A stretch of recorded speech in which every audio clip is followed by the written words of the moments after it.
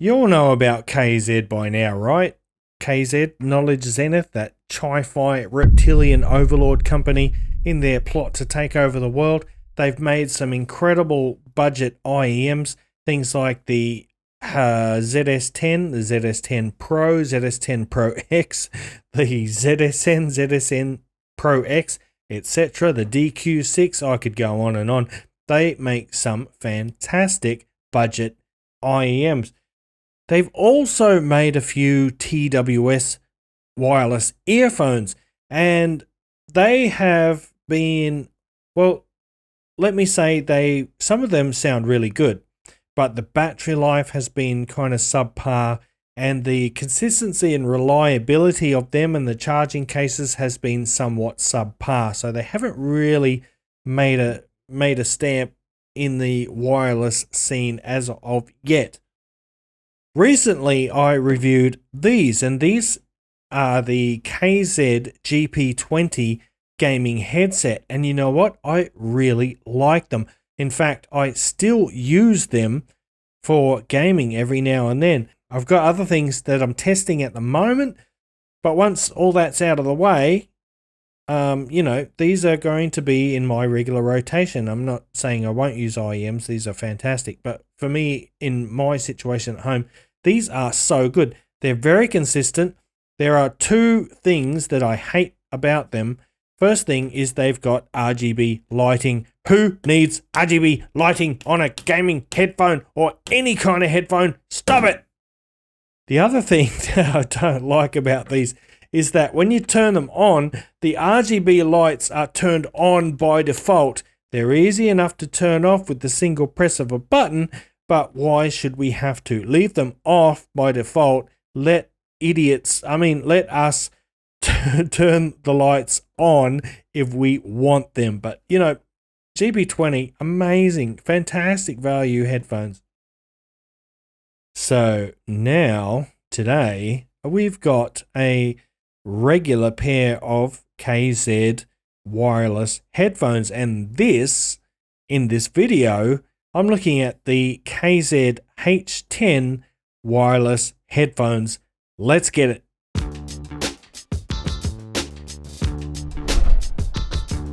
What's cracking, audio fans? It's David here from Prime Audio Reviews, and just have a look at those. They might remind you of something. Yes, they do have that look similar to the Bowers & Wilkins P5 wireless. I don't care. I do not care in the least, because they're gorgeous. They feel pretty good in the hand. Let me tell you some things first. They are $82 is the price, and they've got Bluetooth. I think it's 5.0. Yes, confirmed, it's Bluetooth 5.0. These also have ANC, or active noise cancellation, and let me tell you right now, the ANC, it works really bloody good. It works really good, and surprised me because a lot of the stuff in this sub $100 range, even full-size headphones like this, the ANC is always a bit, yeah, it works, but it's not very good. This ANC works great. It completely cuts out the sound of my air conditioner, my computer fan noise, all that stuff is gone. There is, however, one weird aspect about them, one caveat to that, and that is anything directly behind you is hardly attenuated at all, which I find really weird. So I think they just need to tweak the positions of the microphones, or add extra microphones that pick up that backward noise, because apart from that, the ANC, it works really, really well. These also have an ambient mode, but the ambient mode, well, it works, but it's not great. It doesn't sound all that natural. It's there if you want it. It does help if you're trying to talk to people, if you want to be aware of your surroundings. Yes, it does work, but the regular ANC mode, great. In terms of battery life, you're looking at a pretty impressive 30 hours, and that's with the ANC off. However, with the ANC on, it only takes a slight hit on the battery. With the ANC on, you're looking at 25 hours. And I can attest from, I've used these for a long time, yeah, that's pretty accurate. You do get at least 25 hours with the ANC on, and considering the price is $82, yeah, that's pretty impressive. Now let's talk about the build real quick. So it's basically built around a spring steel headband. You've got some nice padding on the underside. On the top is a cover, a pleather cover or protein leather cover. These ear cups do rotate 90 degrees, or about 95 actually, so you can lay them down flat, or you can put them in this pretty handy carry case that they come with, so that's nice. Inside the case in the box you get a USB cable. You also get a 3.5mm auxiliary cable, because you can use these wired if you wish. There are only 3 buttons on the headphones, and this one here is a multi-function button. It is the power on and off, and you use this to cycle through the ANC modes. The other 2 buttons are just for the volume up and down, and for next song and previous song controls, etc. But the controls work good. The buttons have a little tactile click, very satisfying. When you turn the headphones on, you get a nice little voice prompt that says power on, and then you get another one when it says connected, and another one when it says power off. And actually I've got a bit of a crush on the voice in these headphones. I'd like to meet whoever recorded those voice prompts in person, because well, let me tell you. And then there is the call quality, and I've got to say I'm pretty impressed with the call quality as well. The microphone, the built-in microphone, actually sounds pretty darn good. I will give you an example here. The dancing and singing comes to a sudden halt, and the elements take over. The crackle of flames, the distant crash of Atlantic breakers, and the howling wind. Lubbock looks at the corpse lying by the fire, a man with bushy beard and thick black hair, his body clothed, decorated with beads, and sprinkled with red ochre. As you can hear, the call quality is actually pretty impressive. So far we're doing great. How about the sound? Let's talk about it. So, my first impressions of the KZ H10 have remained unchanged after many hours of auditioning. They're on the warmer side of neutral, but they have a natural and a clear tone.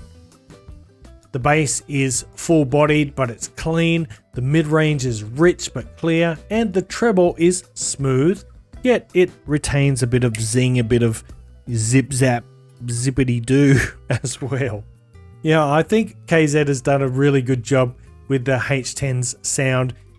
These headphones are tuned for musicality and engagement, but at the same time you still get good resolution and good dynamics. And some of the qualities that I normally expect with budget Bluetooth headphones are not apparent here, like things like congested mid-range. It's something I expect. And you usually get a fairly muted or rolled off treble that somehow still manages to sound metallic and compressed, but you don't get that. They're not perfect, I will tell you what. They are $82 after all, keep that in mind, but they're not perfect. Like micro details they're not exactly there. But you know what? Having said that, even the Sennheiser HD 650s, these aren't really particularly good at micro details either, unless you turn them up really loud. And that is one area where IEMs pretty much dominate. We'll say the micro details aren't all that present here, and the sound signature in general it's slightly thick. It's not completely neutral, it's not completely transparent. It doesn't have that kind of high fidelity audiophile tuning. I think this is a tuning that more regular consumers will appreciate. It's kind of warm, it's got a nice punchy responsive bass, and it's got a nice smooth rolled off treble that is fairly lively, but at the same time it's very smooth, and like I said, it doesn't sound metallic or completely artificial. I think these headphones perform best with sort of electronic music, hip hop and pop music. For things like classical music, they're probably not ideal. The soundstage it's not too bad, but they are closed back, so don't expect. It is a fairly intimate soundstage, but the imaging is quite good.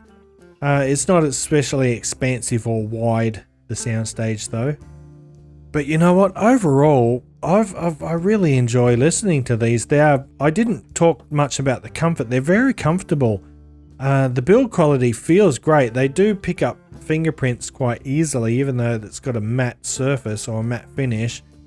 And hello, look at that. Memory foam ear pads. They feel really comfortable. The clamping force is a little bit tight at first, but it eases up over time with use. Or you can just ease it up manually if you're impatient or if it's bothering you too much. But really, they are very comfortable. They do get a bit warm on the ears because there's no ventilation. But, you know, give your ears a break every 30 minutes. Just take them off for 30 seconds and you're good to go again. So overall, what do I think about the KZ H10 wireless headphones? Well, you know what? I don't understand why more people aren't talking about these, because for the price, they're actually really bloody good. You've got good battery life, you've got good sound, and nice, healthy, warm sound that most people are going to enjoy. Like, if you look at your Bose headphones, they've all got this kind of similar warm, earthy tones and sound signature. The ANC works great for the most part, except for things that are directly behind you for some reason. I don't know why, but honestly, I think these are a bargain for $68. If you are looking for some wireless headphones under $100, unless you are looking for a really sort of lean, very neutral and audiophile tuned headphone, these probably won't work for you. But if you're looking for something that's musical and warm but still got good clarity and got good resolution and all that, these are fantastic, and I recommend these. And with that said, I'm going to wrap it up there, guys. So thanks for watching the video. If you liked it, give it the old thumbs up, Parfam audiophile style. We're still heading towards that 10k subscriber count, so if you're not subscribed, consider hitting that subscribe button so you don't miss out on more audiophile content like this in the future. Check the description down below for the full written review and links to, you know, my affiliate links and my social media channels, all that stuff. And until next time, I'll see you later.